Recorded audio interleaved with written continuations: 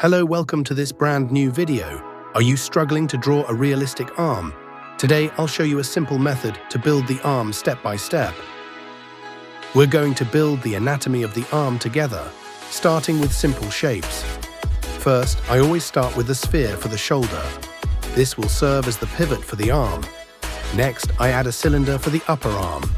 This cylinder allows me to position the two main muscles, the biceps brachii at the front, which flexes the arm, the triceps brachii at the back, which stretches it. At the elbow, I place a small sphere. This is the joint that connects the upper arm to the forearm.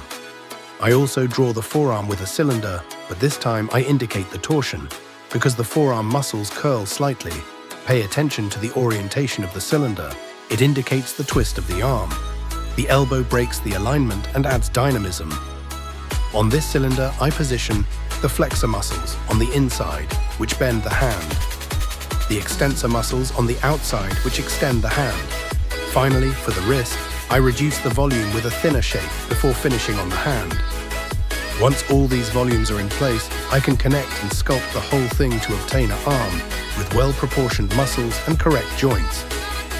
If you want more videos like this, consider subscribing and tell me in the comments which body part you struggle to draw. I'll make a video about it.